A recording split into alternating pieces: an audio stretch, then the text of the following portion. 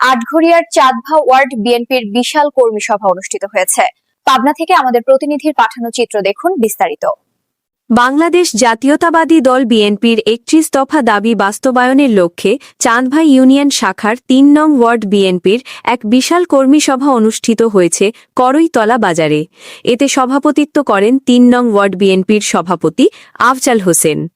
রবিবার ২৮ সেপ্টেম্বর সন্ধ্যায় ওয়ার্ড বিএনপির আয়োজনে এ সময় প্রধান অতিথির বক্তব্য রাখেন উপজেলা বিএনপির সদস্য সচিব মনোয়ার হোসেন আলম। বিশেষ অতিথির বক্তব্য রাখেন উপজেলা বিএনপির সিনিয়র যুগ্ম আহ্বায়ক আসিম উদ্দিন, পৌর বিএনপির সভাপতি আজহার আলী খান, সাবেক সদস্য সচিব আমজাদ হোসেন, সাধারণ সম্পাদক আব্দুল কুদ্দুস, পৌর বিএনপির যুগ্ম আহ্বায়ক শফি উদ্দিন শফি, চাঁদভাই ইউনিয়ন বিএনপির সভাপতি হারুন মোল্লা, উপজেলা শ্রমিক দলের সভাপতি নজরুল ইসলাম নজু, যুবদলের সদস্য সচিব মনোয়ার হোসেন মঞ্জু, পৌর কৃষক দলের সভাপতি বিএম বাবুল, সাধারণ সম্পাদক ময়েজউদ্দিন, চাঁদভাই ইউনিয়ন বিএনপির সাবেক সাধারণ সম্পাদক আশরাফুল আলম, পৌর বিএনপির সাংগঠনিক সম্পাদক মোফাজ্জল হোসেন, কামরুজ্জামান টিটু, পৌর যুবদলের যুগ্ম আহ্বায়ক সুজন অলি, মাছপাড়া ইউনিয়ন বিএনপির সাবেক সাধারণ সম্পাদক মাসুদ মণ্ডল, সাবেক উপজেলা স্বেচ্ছাসেবক দলের আহ্বায়ক ইউসুফ আলী, সমন্বয়ক মাছপাড়া ইউনিয়ন বিএনপির মাঝারুল ইসলাম প্রমুখ।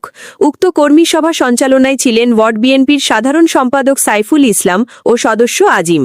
উক্ত কর্মী সভায় উপজেলা বিএনপি ও পৌর বিএনপির নেতৃবৃন্দ উপস্থিত ছিলেন।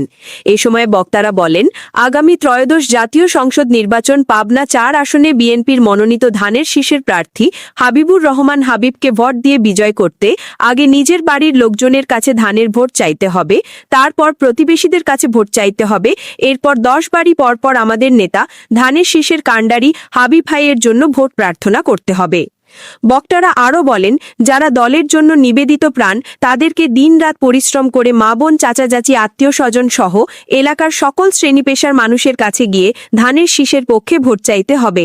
তবে যে কোনো মূল্যে ধানের শীষের প্রার্থী আমাদের নেতা জেলা বিএনপির আহ্বায়ক হাবিবুর রহমান হাবিবকে বিপুল ভোটের ব্যবধানে বিজয় করে দেশনেত্রী বেগম খালেদা জিয়া ও তারেক রহমানের হাতকে শক্তিশালী করার আহ্বান জানান নেতাকর্মীদের।